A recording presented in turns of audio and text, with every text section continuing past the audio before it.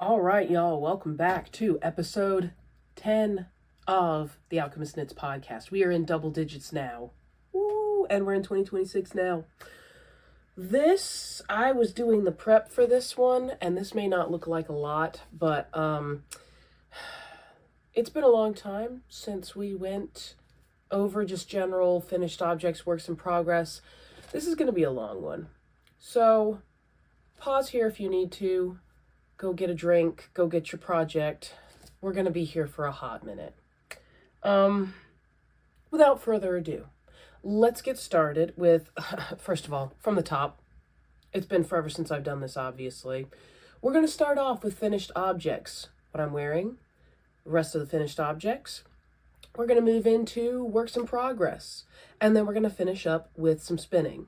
There may or may not be some story times in there, which will make this 5 years long. We'll see. So, starting off, our first finished object. This is from 2024, is when I started this. I'm pretty sure I started it right after the pattern came out. So this is a long time, August of 2024, and now, a year and a half later, it's done. This is the Ribcage Riot Top by Jessica Brewer. Let's see. Hopefully I'm not too tall here. Look at that. Look at that. It's got little corset ties.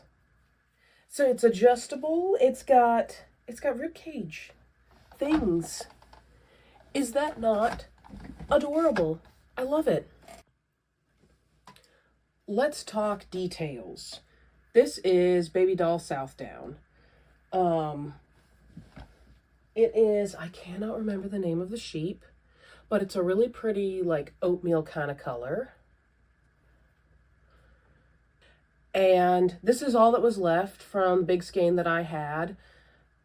I started off, I made the front within, like, maybe a week or something. And then for some reason, I'm not sure why, I just stopped after I made the front for, like, a year and a half. And then I decided recently that I just need to go ahead and finish it up because I want to wear it because it looks really cool. So I just made the back real quick. Fortunately, I took enough notes because it's kind of a made-to-measure pattern. And so you're supposed to, like, measure your gauge, and then you measure across, and you do however many stitches. And so I had the stitch count from the front to do for the back. I did the front with an H hook, and then I did the back with a G hook. Because it was a bit oversized, and because I'm larger in the front, I figured it would be fine if it was slightly smaller in the back. If I had to do it over again, I think I would have a bit smaller up top, because it's a little bit big here. So maybe a little bit smaller here and then increase out because it's fine along here. And then, yeah, really cute. Really cute little rib cage at the bottom. So like it, might make it a bit smaller next time. Really fun, nice and stretchy. So that's part of the reason I wish it was a bit tighter, is that as you can see, it stretches quite a bit. And that was kind of the point. I wanted it to be very fitted to look like a rib cage. This is a little bit looser, but that's okay. I mean, not a big deal. So, yeah, we have this left over from it. Not a whole lot. And that's the Ribcage Riot Top. The next thing that we're going to talk about, finished object-wise, is the Ooey Gooey socks. The first pair that I started, they're finally done. So I started these before the knit-along happened over the Thanksgiving weekend as kind of a bit of a test run to figure out what size I needed and all that. So I started these, and then it came time for the knit-along, which you have to start some from the beginning. And so I started my slime socks. I don't have them with me, but I've shown them to you before. Started those, finished those, and then this just kind of sat there for a while. But I finally finished them up just a couple weeks ago, beginning of January, and they're done. Aren't they cute? Love them. they'll match some overalls that I have that are all kinds of crazy clown colors. So, hooray, they're finally done. Yay. And then, oh, the next one. This one's got some feels to it. The Misurina tee is done. And you know what? You know what? Let's go ahead and put it on. I think that's a good idea. After I show you the cool little thing I did. So when you're doing an Italian cast on and you're putting some stitches on, I very commonly have way too much yarn at the end of it, like a nice long bit of yarn left after. So because most sweaters you start in the back and then you go around, so your beginning of round is going to be in the back here, I decided to make this little chain here. So I just chained like 10 stitches or something, did it across, and this is effectively my marker for what is the back. Because sometimes I don't like the tags because they'll like scratch or whatever if they're in a weird spot. But this I can't feel at all because it's just more of the same yarn, and it's a nice little indicator. So I just thought that that was a fun little hack. If you have a long piece of yarn from your cast on still there, or if you want to do it intentionally, you can go make that little chain, and it's a very discreet way of marking what is the back. So love that. I'll go ahead and show you my floats for those of you that love to see it. Yay, floats, hooray. Are they beautiful? Probably mostly, I don't know. You tell me. So yeah, let's go ahead and put this on real quick. Huzzah! So, moving on. Oh, wow. All right. Okay. Okay. No, that's fine. I like the way that this fits. So what do we have here? We have a nice gradient going on. So thought process going through making this started from the darkest fiber, and had this orange single ply Malabrigo as the contrast. This is what started the whole thing, this orange and purple yarn. Started this entire spin. So we have this, we're gradiating down, and as you can see, we have gradient all the way down to the bottom. I wasn't sure how much yarn I was going to need, and I got a little scared once I got to like the middle section of the gradient. Let's see if we scoot back. I don't know if you can see it any better. And I realized that if I just kept going with the body, I wasn't going to have anything for the sleeves. So I needed to go ahead and do a few rows in the mid color, a few rows in the light color, and then I did a few rounds of twisted rib and bound off. Oh yeah, twisted rib, and then like 1 or 2 rounds of stockinette, so it would have a little bit of a rolled edge there. And yeah, I was scared of running out of yarn for the body because I wanted it to be not cropped. I wanted it to be a full length body. And so I just did little bit of sleeves. So you can see right there. Yeah, that dark brown is where, oh no, it's not quite where we split for sleeves. So I did a little bit of that, like not the darkest, but the second darkest color. And then the in-between of the mid and the dark, and then the mid. So the sleeves don't have any of the lighter part down here. It ends on, I think, this color here. So then I paused, I did the sleeves, found those off, and then continued with the body. And I love how the length hits me. Like, it's perfect. I finished up this skein of the not quite white. So I have the complete white left here, and then I have the really light gray. So on this skein, at a certain point, I just started doing twisted rib. I think it's a 1x1 twisted rib. And I just went until I ran out of yarn. Bound off. And then we have this full skein. So I did not use up any of this skein at all. And I'm thinking I'd like to make some fingerless gloves because it's short sleeve, but also 100% wool.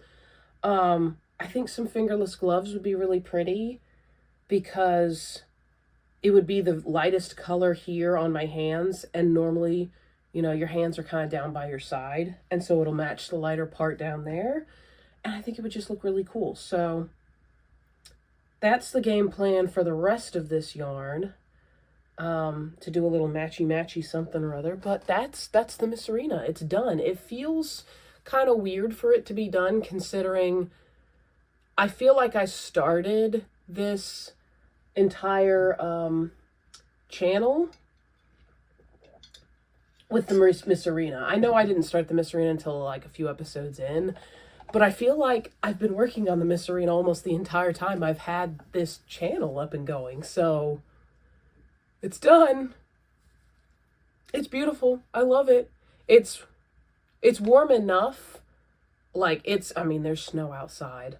And it's like 60, probably 68 some degrees in here.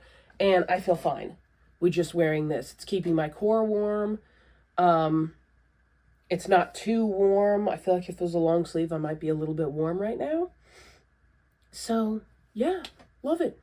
It's bueno. I love the color work. I don't know if the high neck is going to bother me. I'll need to wear it for a little while to see. I wonder if it's going to relax over time because I kind of, you know, I pull it down, I adjust it. I feel like I do that a lot with round yoke stuff. I'm constantly like pulling it down because when I go up, see, it kind of gathers. So hopefully it'll chill out over time. I don't know if it will because it's Jacob and it's very, very springy. It had a lot of crimp to it, and that's what gives it its springy factor. So it's not quite baby doll, but like it's got some elasticity to it. Like even in the color work, like that's some elasticity. So pretty stretchy stuff. I think it'll snap back into place a lot. So we'll see. I like it a lot though, and it's not too itchy. 100% wool. I can wear it, and it's not too itchy. Progress. So that's all about the Misurina tee. Yeah, I think that's all I'm going to say on that. Oh, actually, I was so close to being able to include this in my 2025 Handspun roundup, except for I finished it on January 2nd.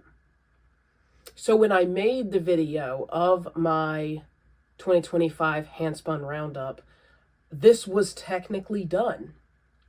But I didn't want to include it because technically I didn't finish it until January 2nd of this year. So this is going to go into this year's roundup whenever I do that at the end of the year.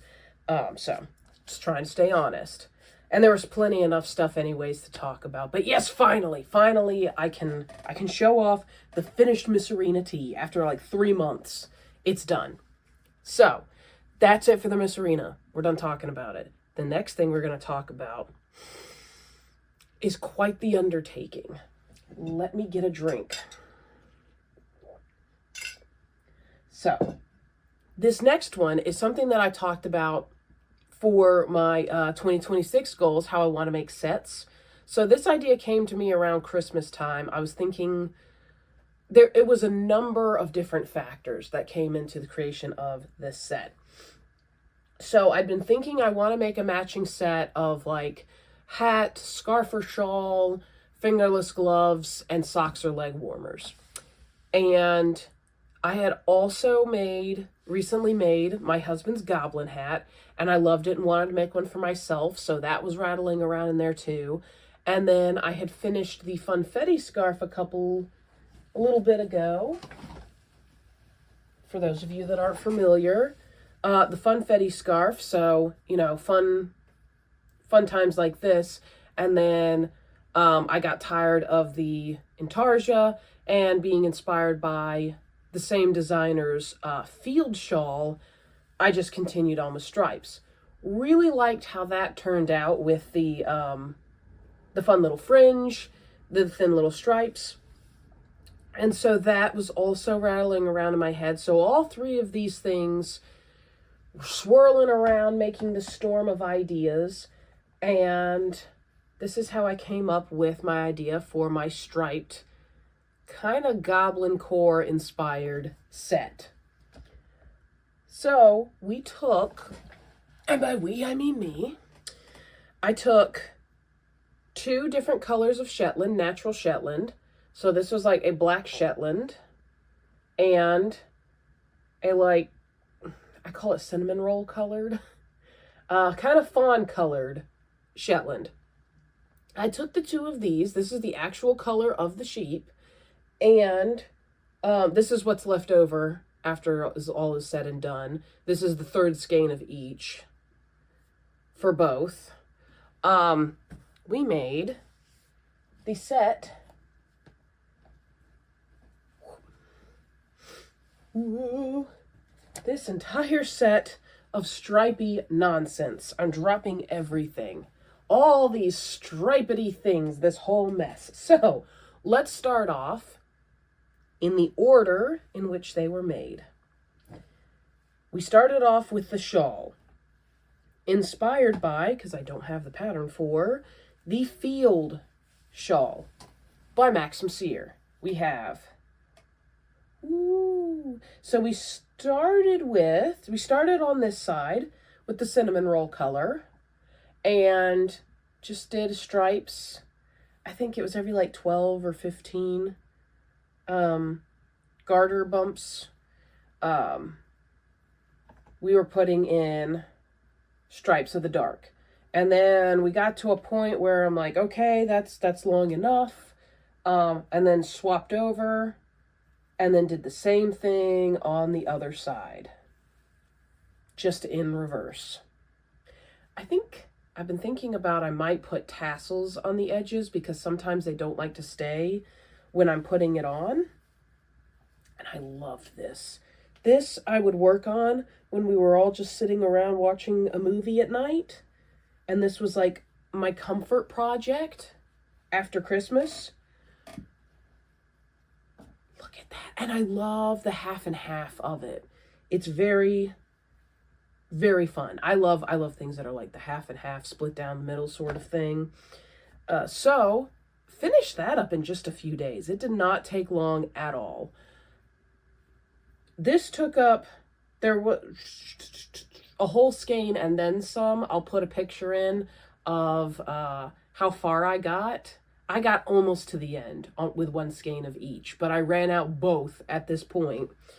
So almost made it. So my entire first skeins of each color here, plus a little bit.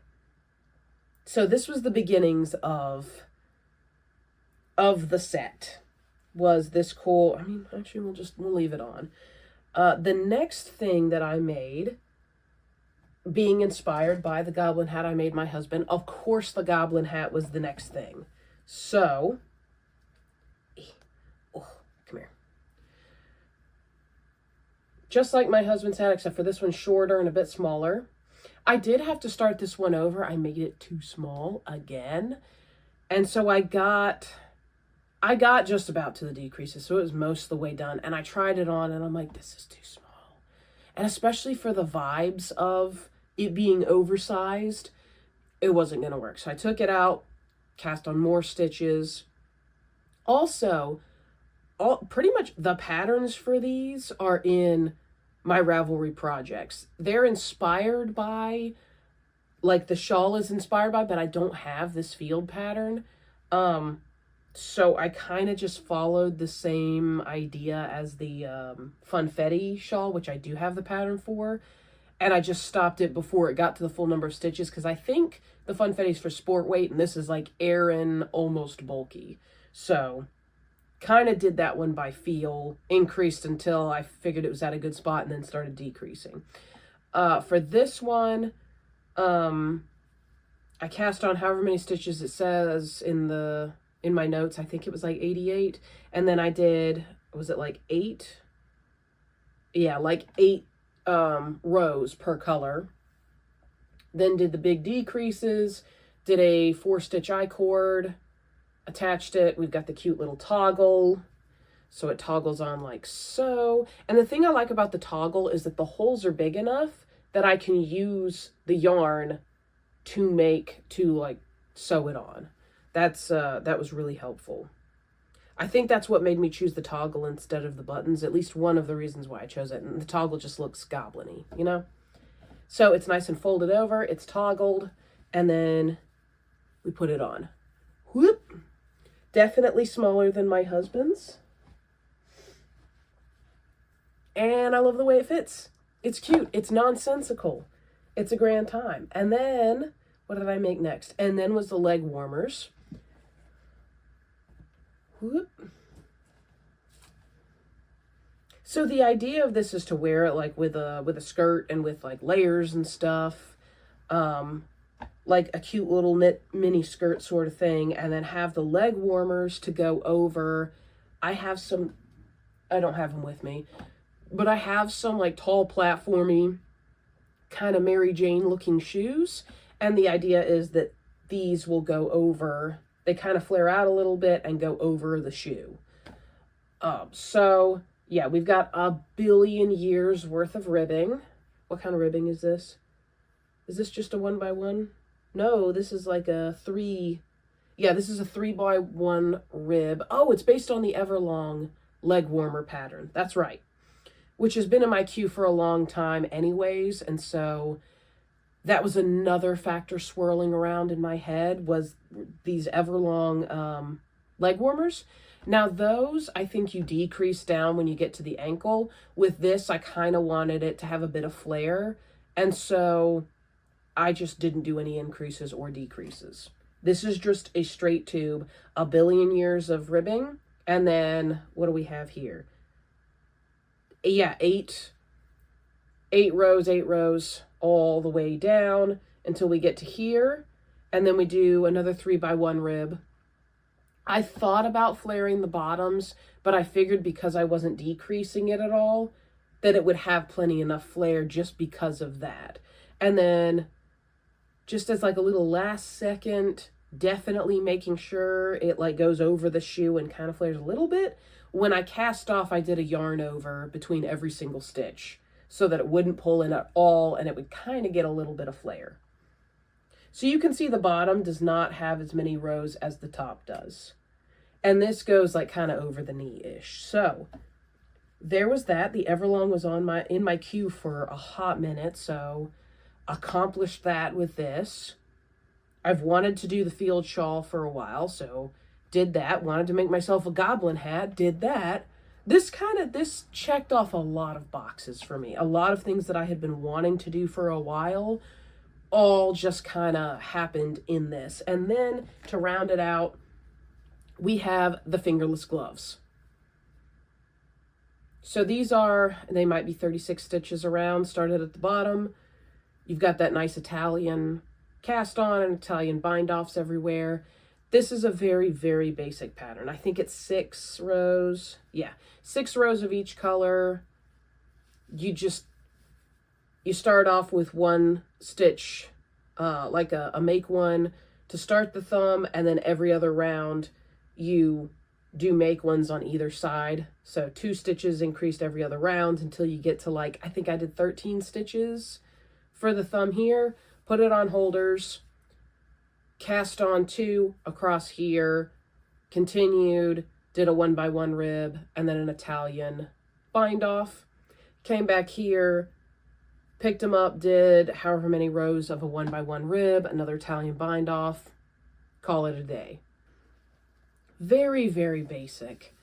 There is nothing fancy about any of this stuff. It is, like I said, there's no increasing or decreasing on the leg warmers. The goblin hat is just straight up and then sharp decreases, I-cord top. These are very basic. I've made like a billion of this basic fingerless glove pattern. Nothing crazy. And then, yeah, this has a nice little I-cord edging to it on both sides, but it's basically just increasing, I think, like every other row until you get to the point you like, and then you work a couple rows like that, and then decreasing every other row until you get to the end. Not that hard. The only thing I don't care too much for about this style of scarf is that I never feel like this is a very good point. It feels a little rounded sometimes, and the way it lays is not very like, this is a pointed triangle shawl. So I think to fix that, I'm going to do a nice big tassel with the yarn we have left over. I'm going to do a nice big tassel here, so it kind of pulls it down to make that point, to accentuate that point. And then I think I'm going to do tassels on the ends so that they stay here, because sometimes it likes to fall back or whatever. And I think the tassels will weigh it down just a little bit and keep it up front and add a touch of whimsy to it. So that's that. I love it. I love the little fringy bits, random fringy bits on here. It just adds to the nonsense chaos of the whole design, like the whole Goblin Core aesthetic. So I did it. We killed like 12 birds with one stone. Not that many, but I did a lot of things that I have been wanting to do for a while, all in this set. So really, really happy with it. I might actually be able to wear these leg warmers with these skinny jeans here, because like I can, oh, these are my, I think they're Feywild socks. Woohoo! Like this pattern a lot. But yeah, these pants like can tuck into shoes and tuck into socks and all that stuff. So maybe I could wear the leg warmers with these pants with something. So mission accomplished. Here's one of my 2026 goals done. And I'm going to make another set of something. It's not going to be this color scheme. Obviously, I don't think it's going to be striped. It might be a solid thing, but I really like the set nature of it, to have like, this is what I wear when I'm going out, you know, this whole set thing. The leg warmers sometimes maybe feel a little bit much. Like, I don't know if I need the leg warmers for every outfit. Like these three, easy throw on. The leg warmers, I feel like, depends on the outfit, but boy, do they keep my legs warm. Like, just trying them on, very, very warm. So maybe more leg warmers in my future. But yes, definitely more sets in my future. I can feel it. So that's the last of the finished objects. Let's take all this nonsense off. Whoop. And then we'll move on to works in progress. Okay, for whips, it's going to be a little bit different for this one, because I had some works in progress carried over from last year. And I know there are some from like 2022, 23, 24. We'll get to those as and when. But one of my goals for 2026 is to not carry over any works in progress from 2025 for, to finish them up and not let them go into 2027, So we're going to count all the works in progress that I started in 2025 and have not finished yet as active works in progress. And I'm doing this as a way to bully myself into finishing these projects. So with that in mind, we're going to go in order which I started them, starting off in February of last year with, you've seen them before, you know them, you love them, the Granina socks. So we have the squares made up for these. I started these in February. Aren't they beautiful? Aren't they cute? I'm pretty sure we already have enough to make one sock, at least. And we've got, the yarn in this cute little bag with the instructions. It's ready to go. So that's the first work in progress. Need to finish these up. They're going to be cute. Why am I not finishing them? Nobody knows. But they're in the active works in progress list now, even though I haven't done anything to them in months. Doesn't matter. Granina socks, number 1. Then in May, we started, I don't think I've ever shown this on the channel. This is the Chunky Dahlia sweater. Made with like Karen Colorama something or other that I got on sale at Joann's. It was on a really deep discount. It's got a cool folded neckline. Really pretty. It's got a fun, it's going to be cropped, obviously. So the body's done, just need to finish up the sleeves. Cute, gradient.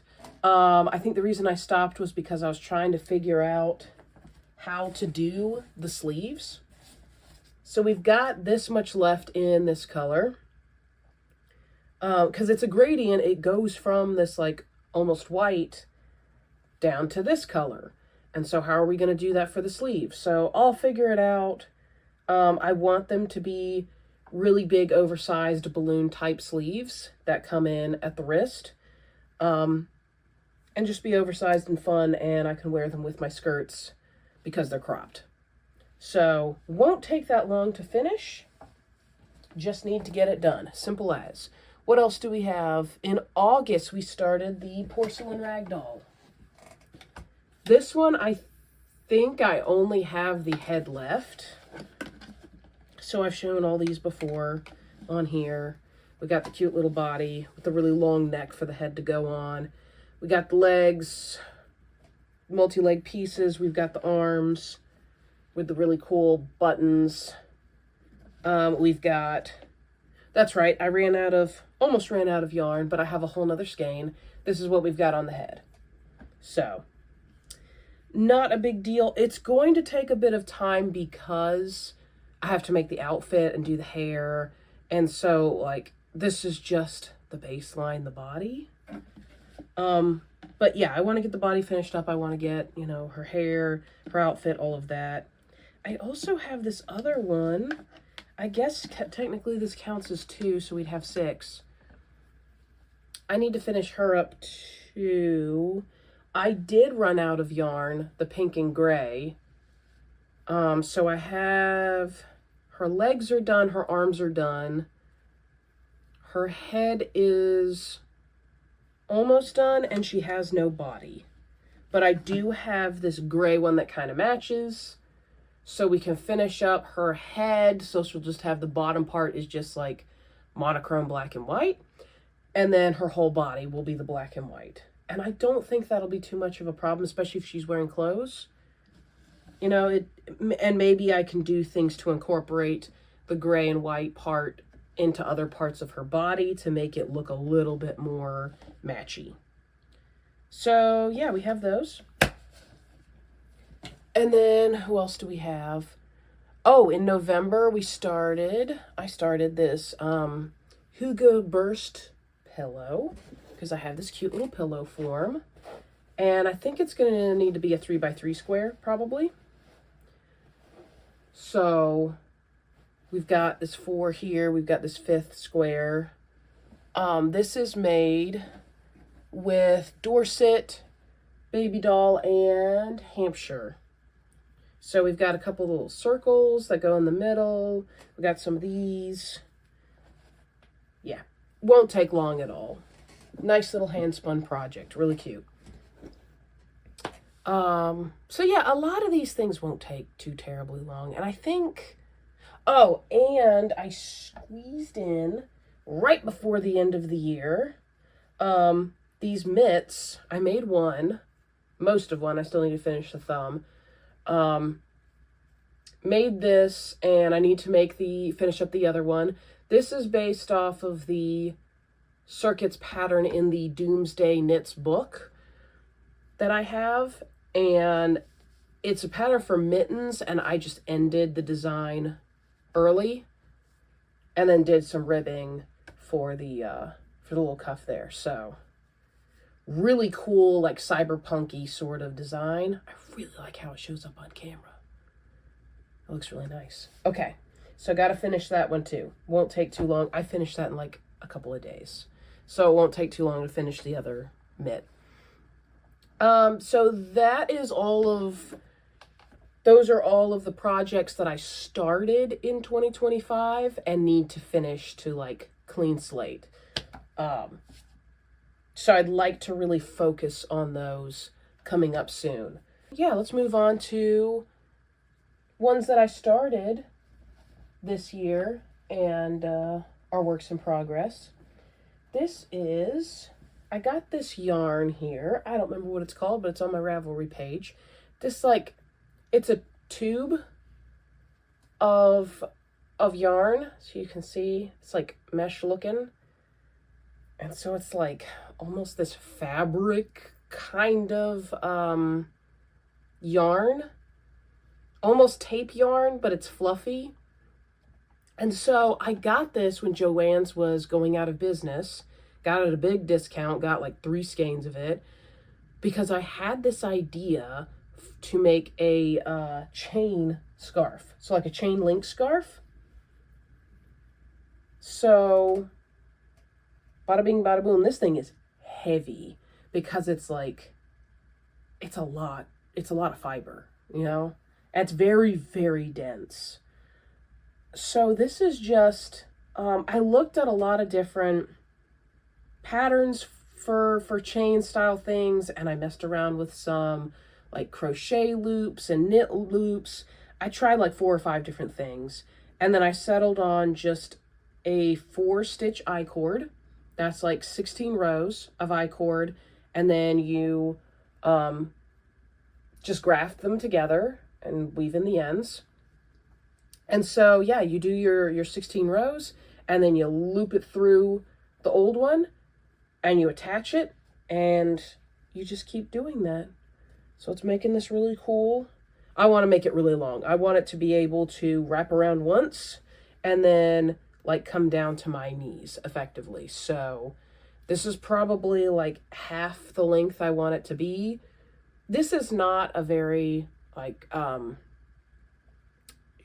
don't need to be done with this super soon. I'd like to wear it, but it's kind of a as and when I want to, when I have the time. It just sits in my crafting area downstairs. And like, if I'm like in between projects, or I'm like, I don't really want to pick up one of the projects I'm working on because maybe it's color work or it's fiddly, and I just want to, you know, make 2 or 3 chains and add them on and then go do something else. Like, it's been really great for that as just a little something just to do real quick.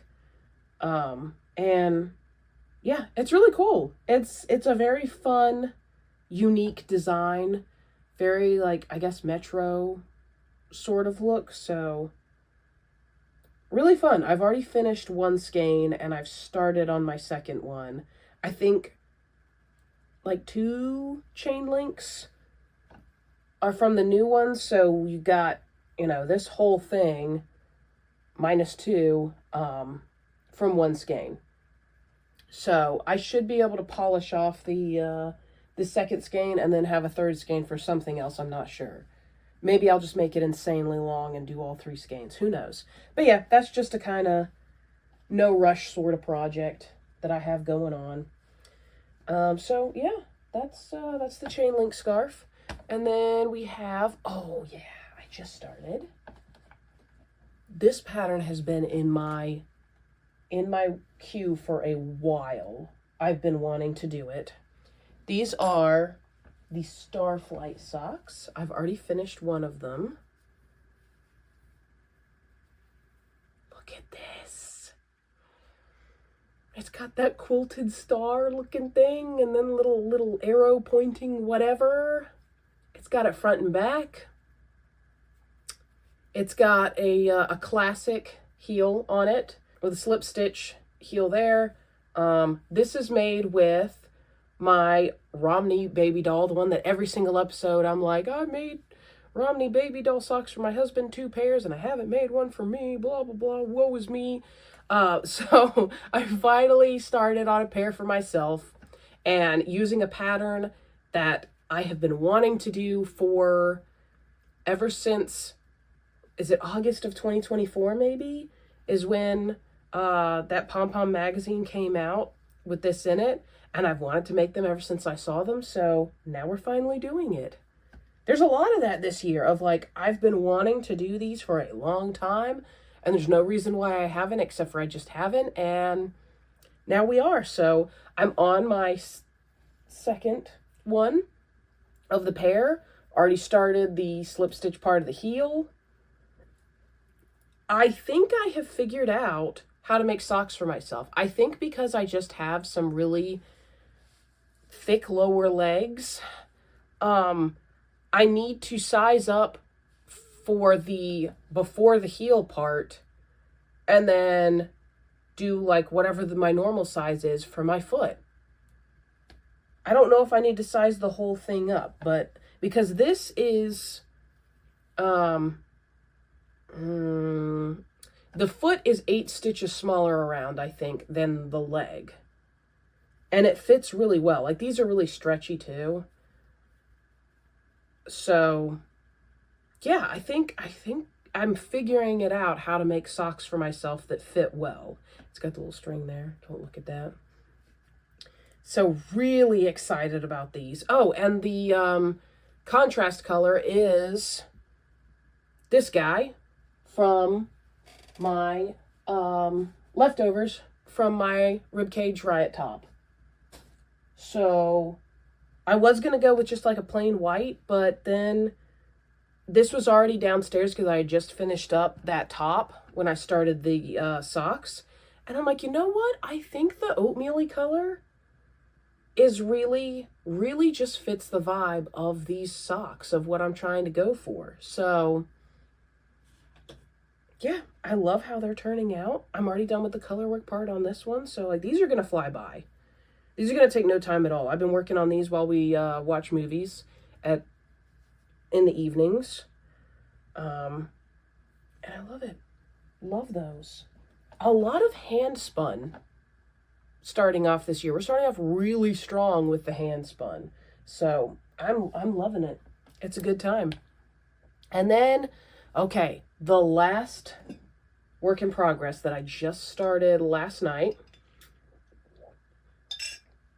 is the Twisted Brain cardigan by Amy Gunderson. It was in one of the Knitty. Why am I doing this? Why am I mid-row? Who does that?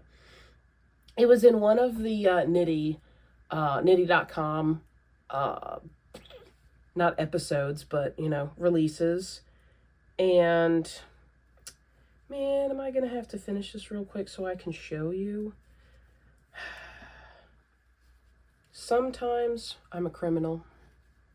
I'm a knitting criminal, and I should probably be taken to jail. So, you know, while I'm working on this, I actually don't have that much longer to go. We're going to start with story time. Maybe I'll delete this out. We'll see. I don't know. Maybe I'll leave it in. So, story time.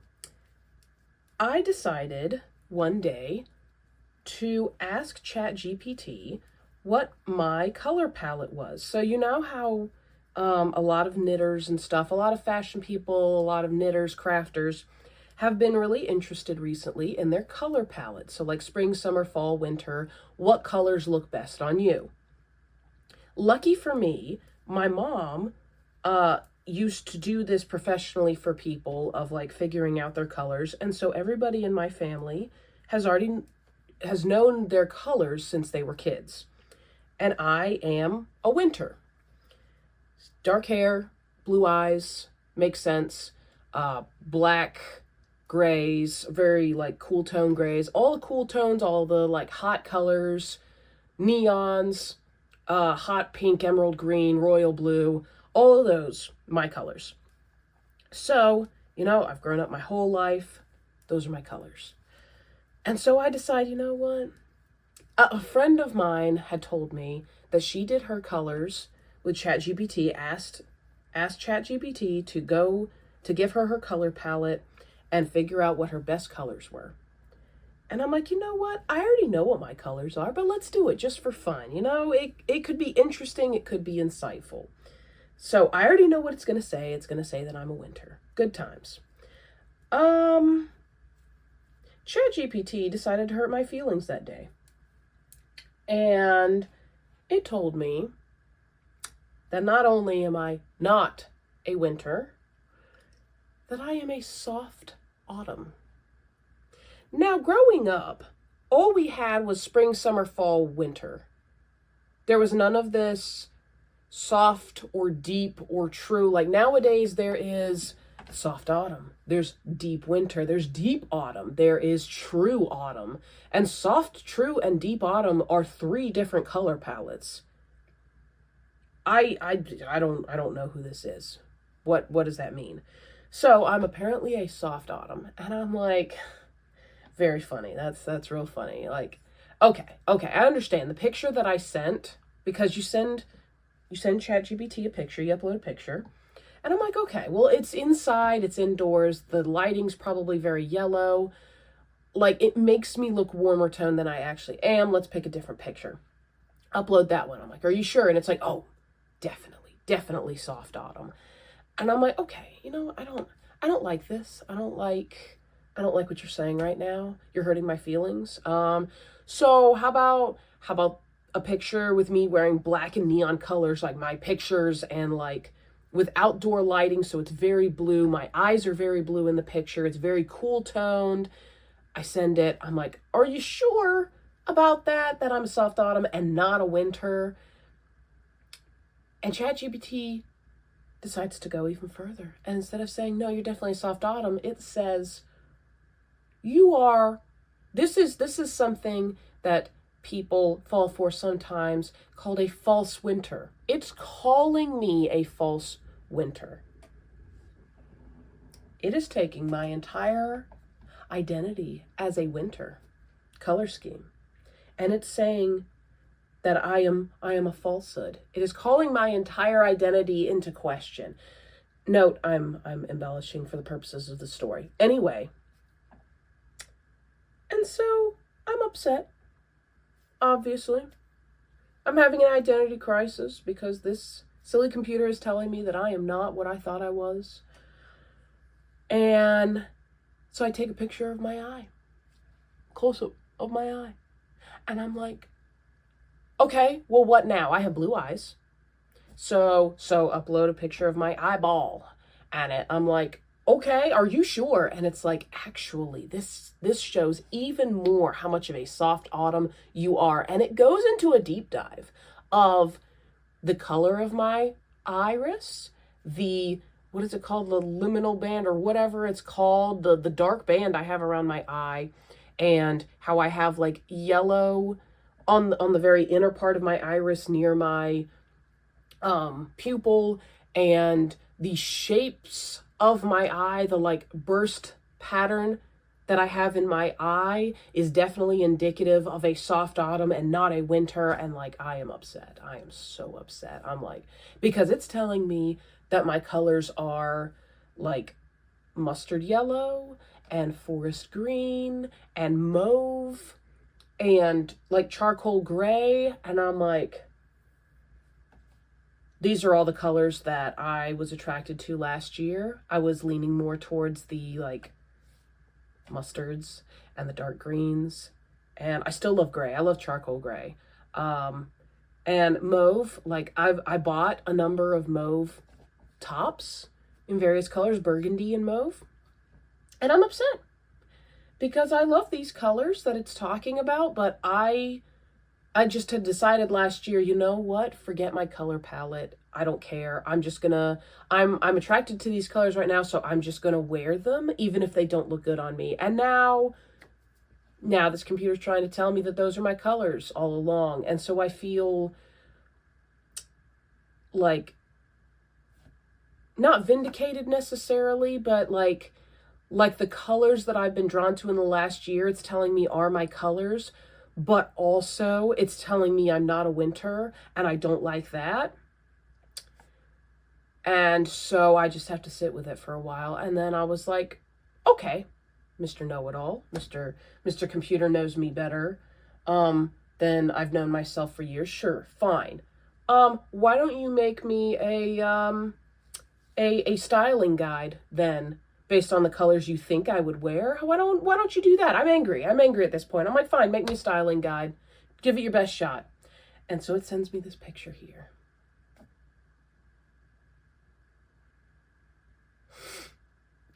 And I love every single outfit it is recommended. And I'm angry. I'm angry that I love that I love these outfits. And I don't like it one bit. And the colors in there are colors that I have in my wardrobe right now. And so I'm like, fine. You know what? Maybe I'll lean into it. Maybe we give this a try, and I'm going to prove you wrong. And it's telling me don't wear blacks and don't wear neon colors and don't wear jewel tones, because those are not your colors. Those will really drain you. And like solid white and solid black, clear white and clear black are not your colors, and they'll fade you out. And I'm like, listen, just because when I wear hot pink lipstick, it makes me look like a dead body, that's none of your business. And that I like, you know, lighter, brighter kind of lip colors, or like, you know, dark burgundies, maroons. If I have to go for a strong color, I prefer like a burgundy, maroon, or plum as opposed to a hot pink. Why don't you mind your business, Mr. Computer, you know? So, very hurtful things that computer said to me. Okay, so editing Kelsey coming in here to go ahead and let y'all know, just in case you're thinking like, oh, you don't need to, you know, have ChatGPT telling you how to live your life. Like, I know that, I understand that. First of all, humorous story, that's kind of the goal here, and explanation for the project coming up. But also, I think the reason why I genuinely did, like, have a little bit of a crisis, like, as much as I joke about it, as funny as it sounds, it made me stop and think. And I was kind of coming into that a bit last year of finally being like, you know what, forget it. I'm gonna wear the mustards. I'm gonna wear the mauves. I'm gonna wear the browns and the greens, and who cares what my color palette says. And so whether or not ChatGPT is right doesn't really matter to me, as much as what I learned from it of, oh, I can explore different colors and it's not the end of the world. Yes, there are colors that probably look really good on me and really bring out my eyes and bring out my color tones, but legally speaking, I can wear whatever color I want. And I guess it was just sort of breaking that subconscious idea that I can't wear colors that aren't my colors. That's what I've learned from this. ChatGPT, whatever. AI, whatever. You know, it's not gonna run my life. It's not gonna tell me what are my good colors or bad colors necessarily. Like, it can have an opinion, but just sort of opening it up so that I'm okay working with colors that may not be my colors. So that's the entire point of it, really. But all of that long-winded thing to say, fine, you know what? I'm going to try this color scheme, and I'm going to see how I feel in it. I'm going to see how I look in it. And so you may notice one of the cardigans, it suggested, actually, I think all the cardigans kind of look the same. I was like, you know what? I want to make a cardigan. I don't have anything exactly like that in my wardrobe. And so I'm looking for different cardigan patterns. And nothing's quite fitting because it's not a solid stockinette stitch. Like, let's zoom in. And I know because it's AI, it's fuzzy and it doesn't have a lot of detail, but we can see, like, it's got a nice little 2x2 rib on the bottom. We can see it's got a 2x2 rib collar on it. And it's not a V-neck and it's not like a crew neck. It's just kind of a straight down. And so that's what I'm looking for. I don't want it to be like come in as a V-neck. I want to wear it open. I don't want it to have buttons. I want it to just, you know, come straight down, but to have that 2x2 rib at the bottom, 2x2 rib button band without the buttons. And I want it to be probably short sleeved. So I also don't want it to be too heavy. So I wanted it to be like fingering or sport weight. That's what I'm looking for. And I want it to be either like plum, dark mauve, dark green, maybe not dark brown, but yeah, like plum, mauve, dark green, one of those. So I'm messing around with various stuff. I'm looking and I come across this pattern and I'm like, you know what? I think this is it. I think this is the closest I found. It's got a soft enough pattern to it. It's not stockinette. I don't want stockinette, but it's got this kind of lacy-ish sort of thing, but it's not too over the top. And I think it could work. I can finagle it to take out, it has like a 1x1 rib on the bottom and then a 1x1 rib button band. So I removed that part and I did 2x2 rib for the bottom, and then I'm going to pick up stitches and do my own thing for that. So I dyed up some yarn. I had, let's see here, where is, boy, is it getting dark.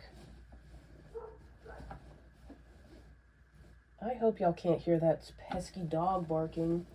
Neighbor's dog likes to bark a lot, so hopefully it's not being too loud. Where did my thing go? Oh, here it is. Okay, so we have this blue. Nice light powdery blue, whatever. So, you know, test out the pattern, test out the size. I tested it with mohair on like size 4s, size 5s. I didn't like it. It was too stiff. I was like, blah, but I like the pattern. And I'm like, okay, I like what we have going here. So I dyed up this yarn. I over dyed it with green, Kelly green, sun yellow, and black. And it made this pretty, like swampy, sagey kind of green. It's a little bit variegated. It's got like some bluer parts, some yellower parts. So I had a few skeins of that.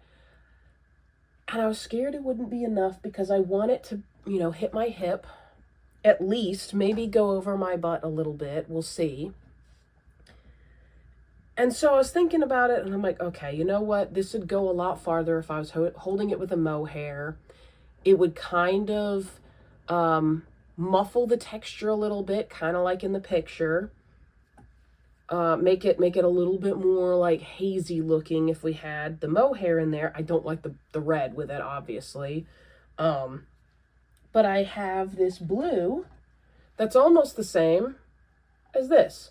So, oh, it's backwards. So there's that. I might over dye it when we're done. We'll see. It's kind of starting to grow on me. So I held those together and I cranked it up from a size 4. Like size 4s were getting me gauge for the pattern, even though it calls for a 6. I'm a very loose knitter. So size 4s were hitting gauge, but I'm like, you know what? If I'm going to hold it with mohair to make it go farther, I'm going to need to size up. And so I started the pocket inserts with size 7s. And you can see, so this is the undyed. I thought it would be fun to use the undyed plus, you know, yardage wise. I don't know if I have enough. We'll see. So it'd be fun to have little like contrasting insides of the pockets. That's what these are going to be. And like, look at that. That's pretty solid. And I'm like, oh, I don't want it to be quite that stiff. You know, I want it to be kind of drapey still. So this is on 7s. And, so I cranked it up to a size 8 for the body. And this is what we have. So it's like this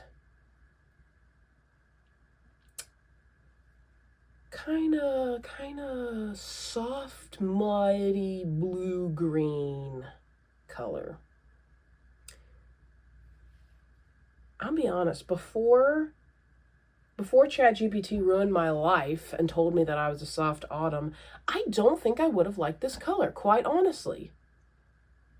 Like, it's like dirt. Actually, let me go turn on the light real quick. So, sorry for the weird lighting, but we're going to wrap up here, I promise. So, it's like what do we got here? It's kind of hard to see because we're losing the light. But yeah, like a really soft blue-green. It's not quite sagey. It's soft swamp green is what I would call it. It's not quite sage.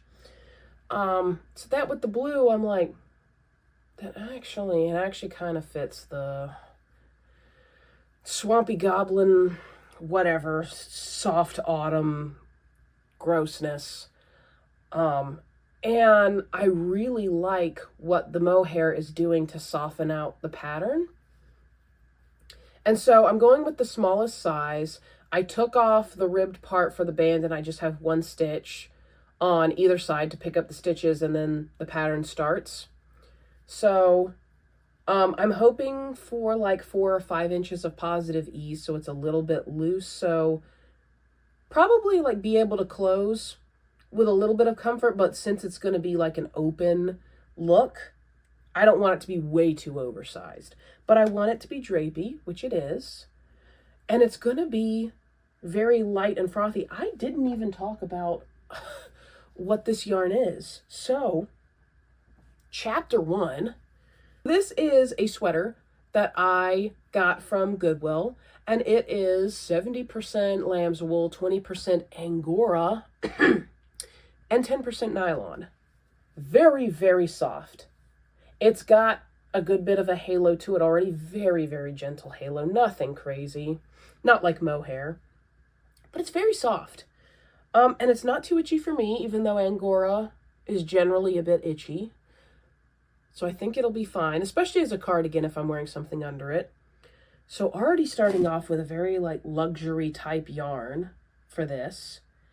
And then, oh, what is this bad boy? This is 50% mohair, 50% merino.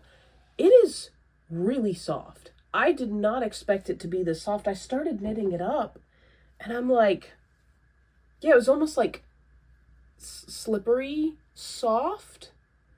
Like not what you would expect with mohair. And then I went back and looked at it because I bought this off Mercari, like secondhand from somebody, bought this whole cone for like $15. And yeah, like the other ones I've worked with didn't feel exactly like this because most of the other ones are like acrylic mohair, but this is merino mohair and it is really soft. Like this is a really luxurious knit, more luxurious than I'm used to, I think. I still work with a lot of acrylic and like handspun, so like, but like, yeah, lamb's wool, Angora, merino, mohair, all that in this. And I do think it's very funny. The irony is not lost on me that I wanted to go for a fingering or sport weight, lightweight cardigan, and I end up with, this is probably like a sport weight, if you could see that. I don't know what I'm doing. It's probably like a sport weight. And then the mohair, so that probably brings it up to like DK worsted. And I'm doing it on size 8 needles, and I'm a really loose knitter. So, whatever. Sometimes you have plans, and then sometimes they come to fruition differently than you expected. But I am loving how this is turning out. I don't know if I'm going to over dye it. My initial plan, once I included this light blue, which made it lighter than I was intending on, I was like, yeah, I'm definitely going to dye it when we're done. Probably like a dark foresty green, something. But I don't know. I'm going to finish it first. I might dye the finished object once it's done, or I might just leave it like this and then just pair it with like darker stuff. So there is that. Also, if I'm a soft autumn, that means, from what ChatGPT was telling me, since white is not my color, things like oatmeal are my color. Things like off-white, like cream, like the natural color of wool. Because most wool is not like a bright true white. Most of it is off-white, cream, oatmeal, whatever. And like dark espresso browns apparently look good on me, which is, you know, almost black, but not quite black. Has some brown in there. Are my colors. So like natural sheep colors supposedly look good on me.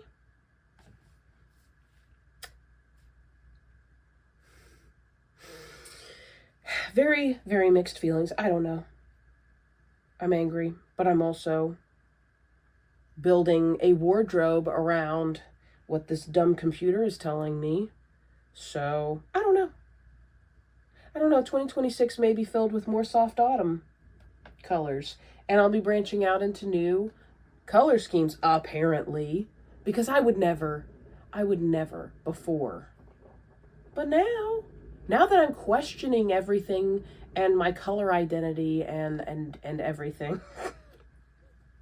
sounds so extreme. Yeah. So that's my life right now. Those are all of my projects. Spinning. Do we even have time to talk about spinning? Maybe. We're going to talk about it really quickly. So, spinning. All I've been doing spinning-wise is Babydoll Southdown. Do I exist outside of Babydoll Southdown? Probably not. I've been gathering all my Babydoll Southdown. So I started making a hat pattern, but you really can't see the pattern that well, what I was trying to do. So I'm going to take it out. It's really pretty. It's got tweed in it. It's Babydoll with tweed. Sorry, silk. So what I've been spinning since we last talked is I've got some white. I bought a white fleece recently from Rafter M Babydoll Farm. Rafter M Farm, I think is the actual name. I went and took my bunch of little singles, caked singles, leftovers from other projects when the bobbin gets filled up. I had leftover just cakes of singles from that, so I combined them all and, made another skein of that to get them out of the way. I hope I don't sneeze. And then more Babydoll. And then I combined, no, that's Babydoll Romney. Where is it? I combined Aunt B is this one and Jimmy Buffett is this one. And I combined the two of them, blended them together to make this really pretty gray. Very like heathered kind of look. And I think I might make a vest out of this. We'll see.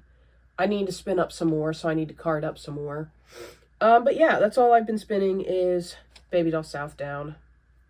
All the time. You guys know me. This is just a Babydoll Southdown YouTube podcast with other stuff sometimes thrown in. That's what we are here. So I will not keep you guys any longer. Thanks for hanging out with me, and I will see ya.